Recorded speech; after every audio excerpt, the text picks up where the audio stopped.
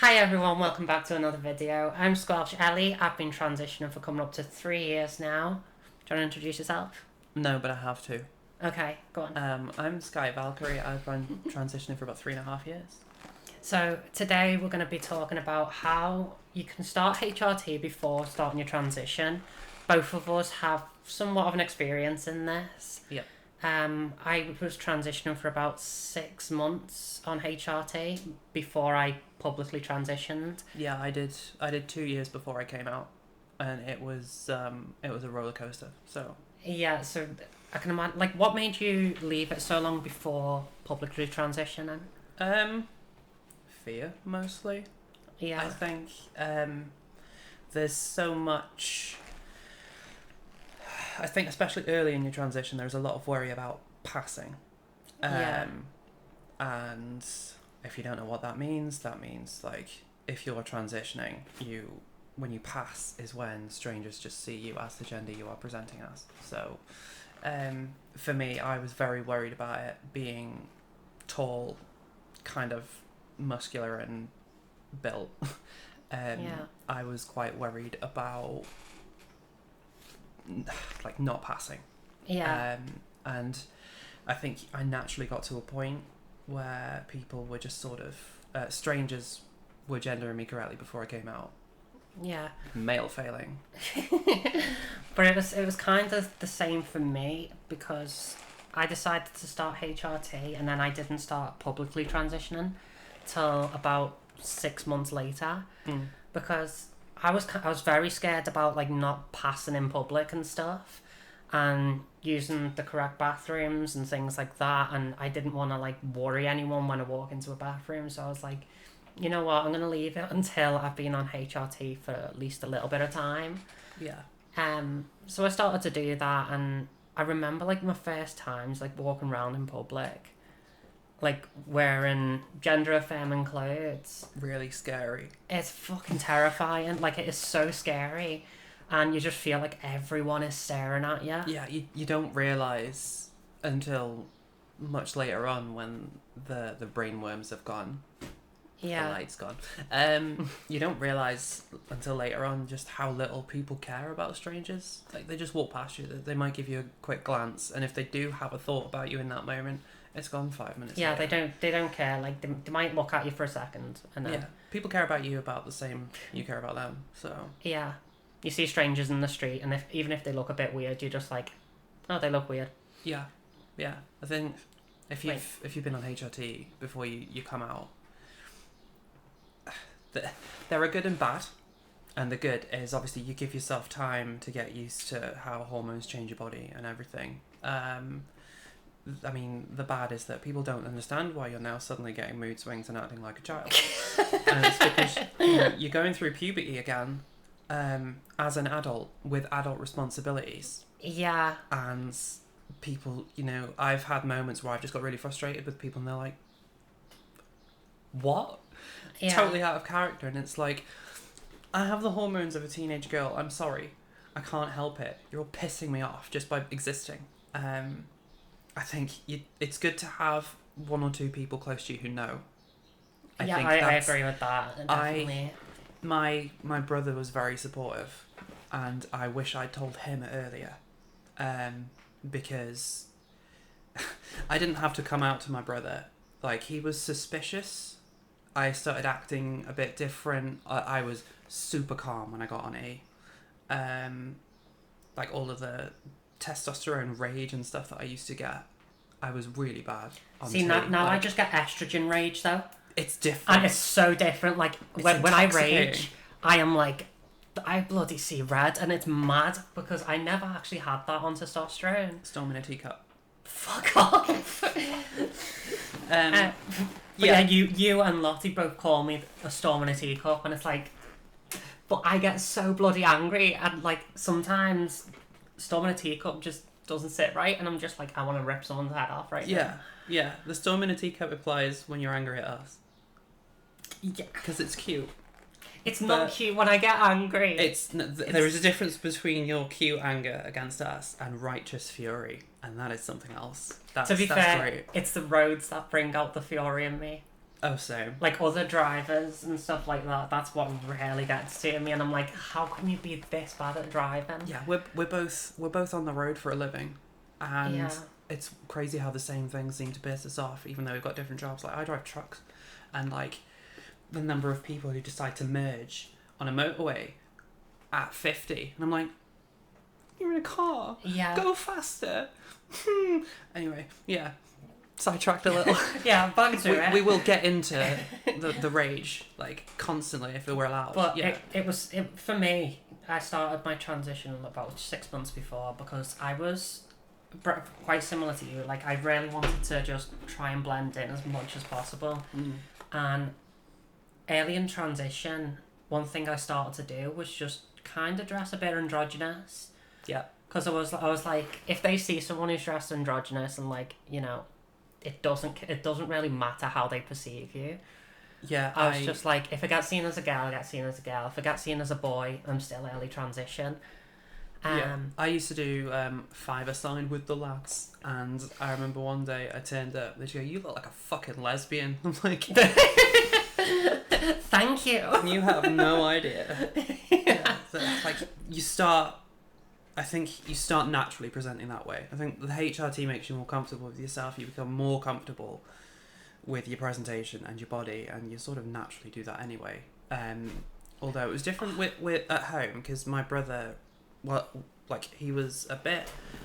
he had an idea, and then he was 100% sure when he came home and there was an IKEA shark on my bed, and he was like, the big giveaway. Yeah, okay, now there is something going on here. Yeah. But I remember in that little stage where I wasn't publicly transitioned yet, but I was on hormones for a few months, and I was starting to get buds appearing, and I was getting a costume change on set, and like obviously you had like the changing rooms and stuff, but that's where all the costumes were. So I was getting changed, and I was like really conscious about my buds like developing. Yeah. And I just constantly felt like everyone was just staring at my tits. Like, yeah, it's a weird thing. For me, I started giving myself a complex because, like, I was like, oh yeah, I'm getting tits. Shit, I'm getting tits. I need to hide them. And yeah, transitioning is going to be mentally taxing, especially the early years. You will come out of it a much stronger person. Yeah, whichever way you go. I think if you come out first before you get on HRT, there's potentially more work to be done in presentation and things. It's all a bit of a rapid shit. I've got to get stuff sorted. And if you do, I think the benefit to taking HRT first is you're getting used to the changes first. Yeah, not just that, it's giving yourself a head start as well. Yeah. Before you start to socially transition, like it makes a massive difference. Yeah, I think my biggest benefit was I got through my baby trans phase before I came out. So we all have a baby trans phase, and that's kind of in your first couple of months to a couple of years of transition, you try new things. You never got to be a teenage girl, or if you're a trans guy, a teenage boy, you never got that. So you dress younger than you are. I think for us, we transitioned in our late 20s. So I think I've got a full wardrobe of stuff that I've worn a couple of times in the house, and then thought, I look fucking stupid in this. Yeah. I think when you transition as an adult, you are not a girl, you are a woman. You dress like a woman. I think the problem is like you say, we've missed out on a lot of our childhoods and stuff, and we haven't quite found ourselves at that stage. Yeah. You haven't unlocked your style, and it can take a while to get there. But I can imagine why probably the right wingers are getting a little bit creeped out by trans people, maybe. Yeah. Is because a lot of the time, like, trans people can dress a bit less mature. Yes. You're lucky you can get away with it. Like, I think it's not necessarily an exclusively trans thing, but if someone is confident in themselves and put together, they will wear clothes that look good on them and make them feel good, not necessarily things that look good on the hanger or on the shelf. Like, I realised at some point, 'cause I was very, very dysphoric about my height. I'm like 5'11", 6 foot. I'm 5'12". That's what I tell everyone. And I was trying to like mix and match clothes together to make me look shorter, and it just made me look boxy. And it was wrong. Yeah. So I've Just takes all your shape away. Yeah, I lent into more. Here's the thing, and I think all budding trans people need to look it up. It's the kid body type test. You take a picture of yourself in the mirror, and then you like look at your measurements and stuff, and it'll tell you what kind of fits that you can get away with, or that will like bring out the best in you. And for me, it was, you're tall, so exaggerate your height. It's your main feature, make it look good. So Yeah, I like, wear things that make me look dramatic and tall, and I feel great in them. Whereas when I was trying to shrink the height and make myself look smaller, it just looked awkward on me, and I felt awkward, and I was like, you know, why am I trying to wear mini skirts when I've got these enormous legs? And I think what one thing you need to realise is, like, you need to just take these features and just be proud of them. Yes. Because look at supermodels, for example. Most female supermodels are like 6 foot, like really tall, really long legs and everything like that. So I suppose you could probably look at a lot of supermodels and take inspiration from them as well. Yeah, I hate my shoulders, and here I am with them out. So, you know, wear things that highlight the features that you might not necessarily like about yourselves, but, you know, other people do. There is something to be said for caring what others say if they have something nice to say about you. And there is a difference between love bombing and, like, damn girl, you've got fantastic titties or something. Like, you know, women with big shoulders are hot. And I can say that as someone with big shoulders who fucking hates them. But if I see it on someone else, it's oh my god, yes.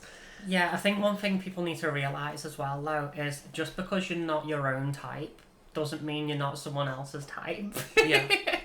Because it also applies to cis women as well. Like, a lot of the time, there can be cis women with problems, like confidence issues and stuff, and just because you're not your type doesn't mean you're ugly. You're just not your type. Yeah, I think if you're transitioning the same way we are, in that direction, you get to a certain point where the issues you have with your body are the issues all women have with their body. Yeah. You like, dysphoria sort of becomes different, and then it's just like, instead of being like, oh god, I wish I had tits, it's like, I kind of wish mine were bigger.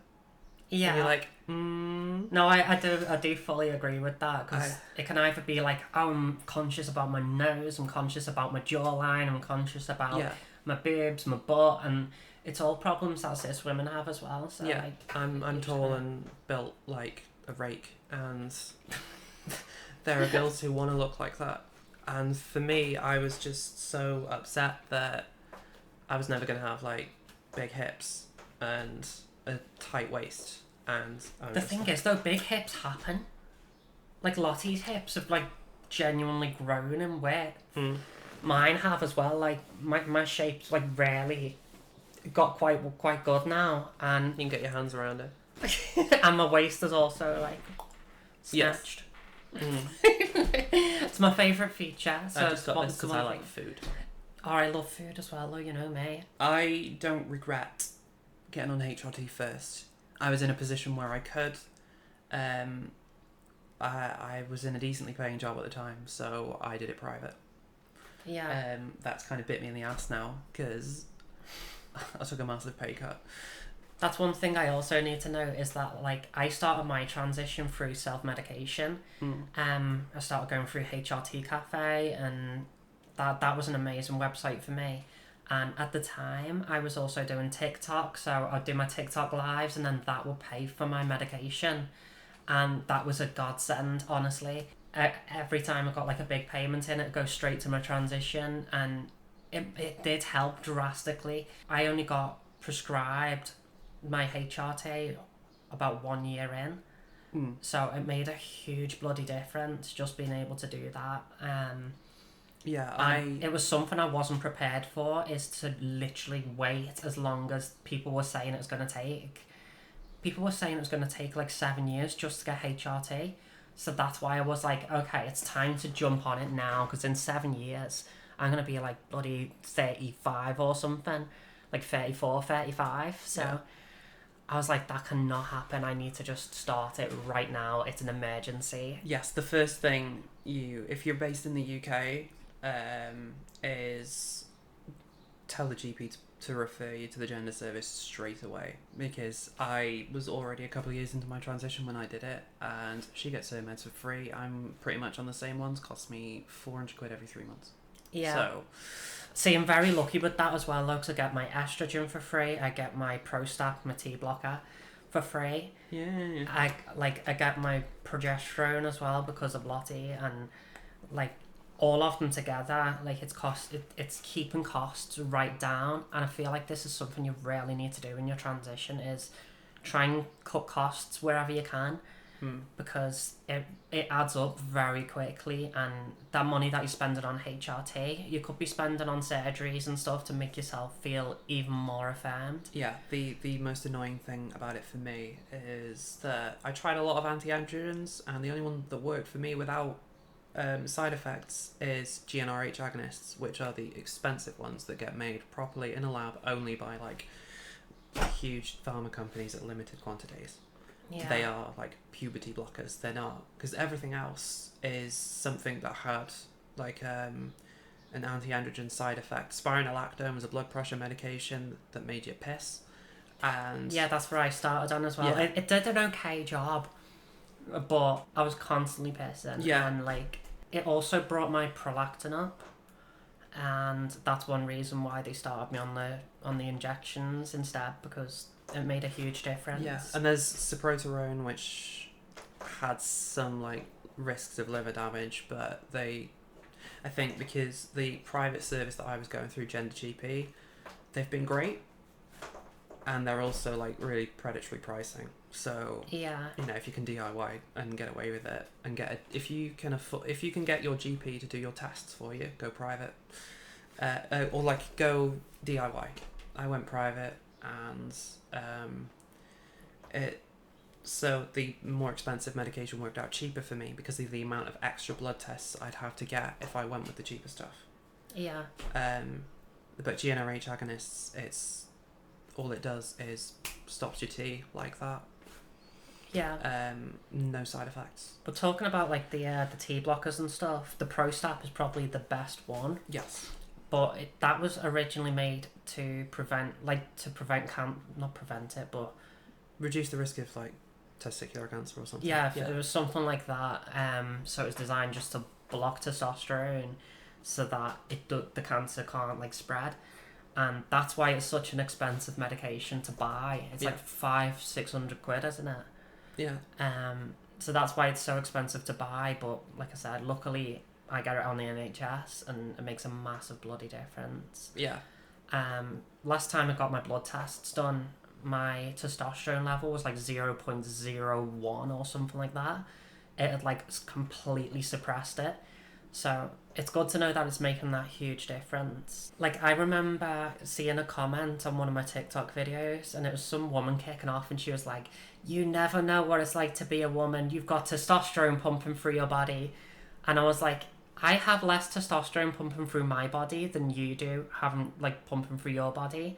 I also probably have higher estrogen levels than you do, so shut it. Like, yeah, you're being stupid. There are women's issues, and then there are women's issues, and I think there are issues that cis women face that trans men also face. So it's not all trans people that don't experience these things. Like, I don't have blood gushing out of my genitals every month. Yeah, it's one thing I'm kind of thankful for, I'm not gonna lie.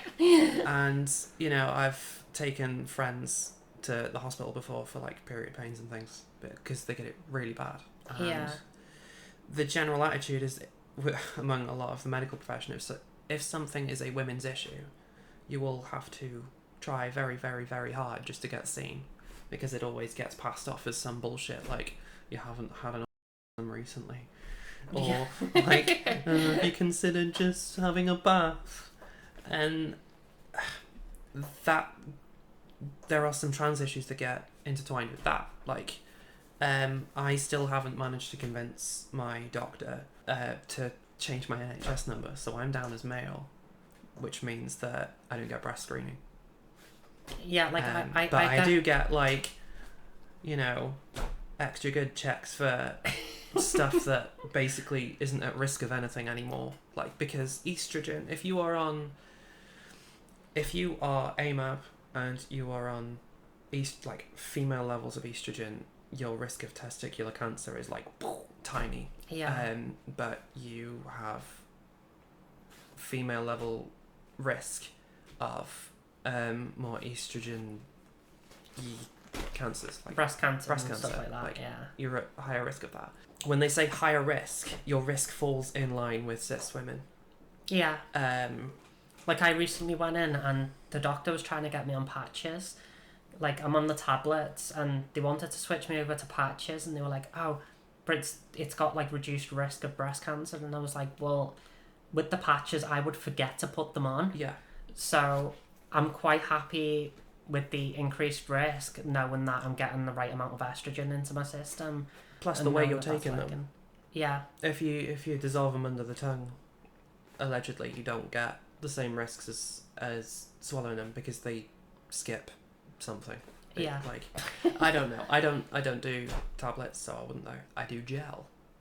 Yeah, which so is annoying. That's another thing that they suggested, and I was like, I don't want gel because I don't want to need to put it on, wait all bloody morning for it to soak in, feel sticky and everything. And if you have a partner, you basically wait. You have to wait about an hour before they're allowed to touch you. So, you know, you have a shower, you apply your meds, depending on where you apply it. Like, the general idea is you are told to apply it to your upper arms or whatever, areas with lots of surface area. I just put it down there because the internet told me to.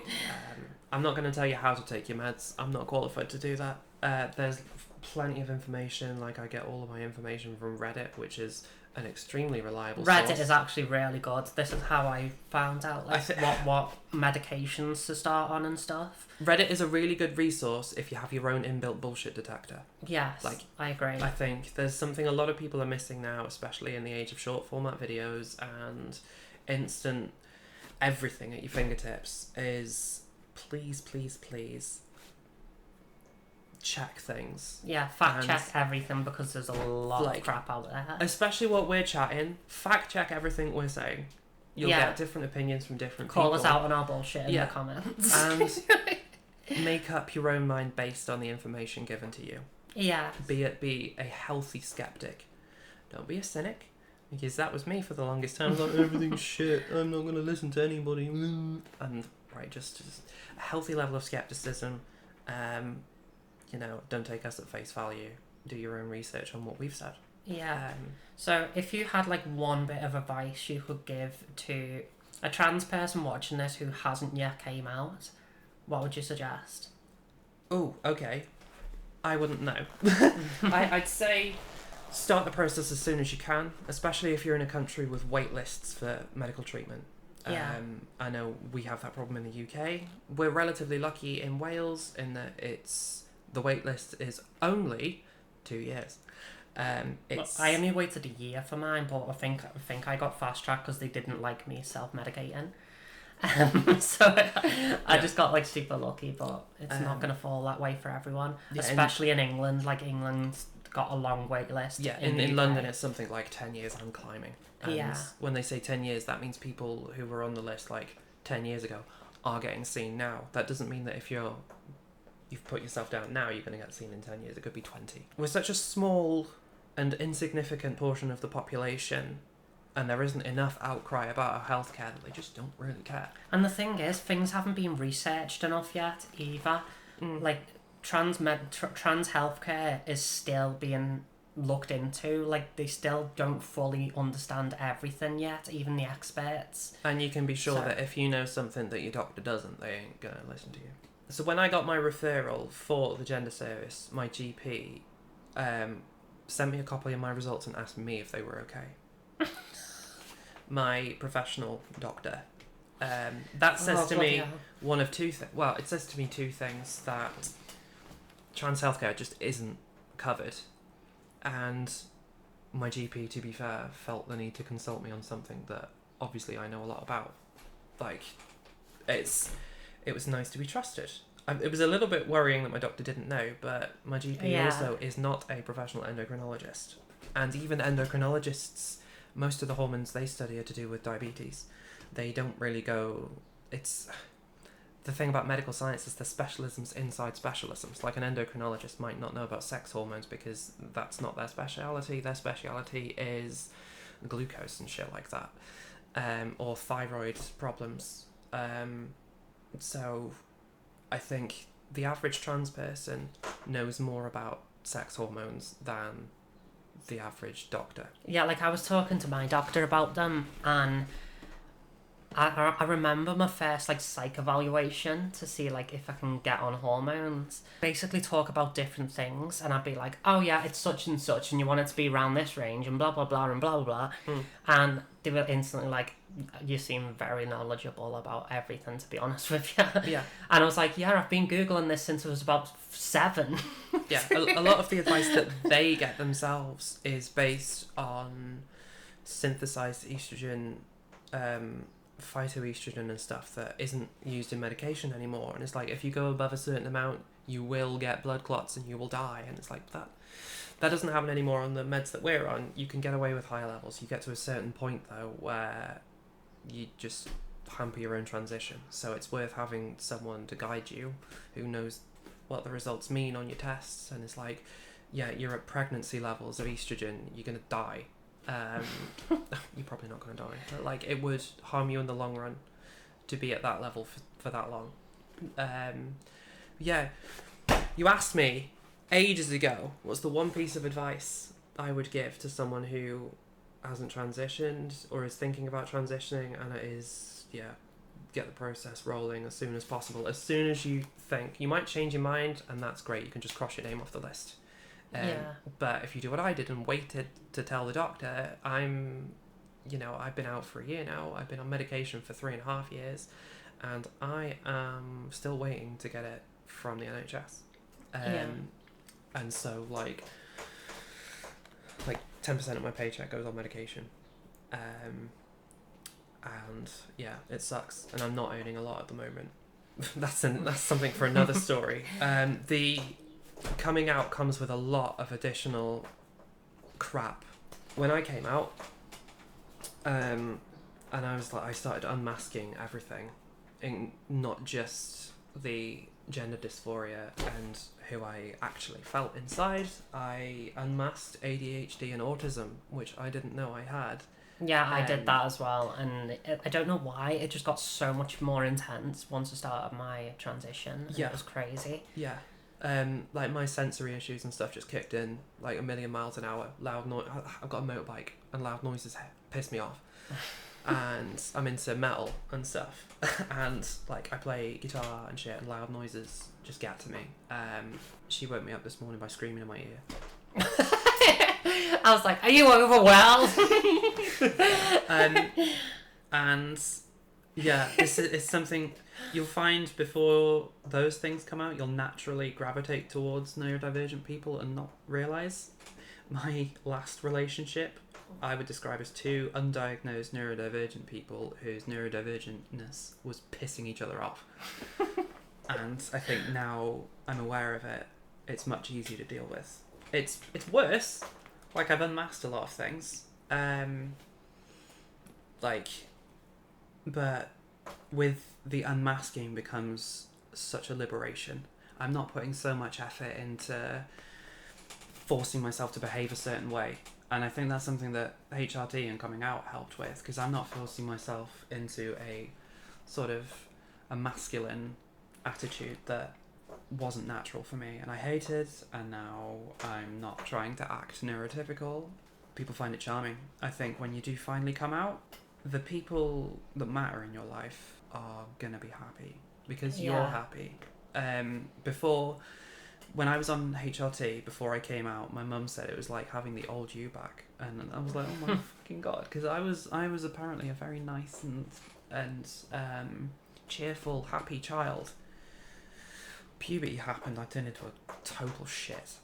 And like I just switch flips. I became an asshole, and that carried on until I started on HRT, and now people like me, and it's weird. What about you? What would you say? Because I've just spoken for the last 10 minutes about me. What advice would you have for people who haven't come out? I would personally say go and get if you can, go get electrolysis done or laser as soon as friggin' possible. Because, like, it's not fun needing to shave all the time. Like, it's one thing that really bothers me, and it does irritate my face a lot, is needing to shave like every day, maybe twice a day sometimes. If you're in a position to do it, like, yes, because I'm the same thing. I'm like shaving like 2-3 times a day. Especially if you could do it like before you start your transition, like get it out the way. That's what Lottie did. Yeah. Lottie literally got her electrolysis done and everything before she transitioned, and now like she doesn't have any facial hair growth really. Yeah, it's something that you have to do every morning that reminds you of, you know, a part of you don't like. If you're in a position to get it sorted, do it, because all the other things will come in time. With HRT, that will not. That is something you need to put effort into, or you need to pay for to get it removed. Like, wake up every morning, look in the mirror, fuck's sake. But that's all for this video. Thank you so much for watching. If you have any questions that you want answered, stick them below and I'll try my best to answer them. Don't forget to subscribe and like the videos. It helps a bunch. We also have a lot of other videos on this channel giving help and advice towards like the trans community, so go check it out. It's pretty damn brilliant, like me. Alright. But I'll see you in the next video. Love you all. Bye. Bye.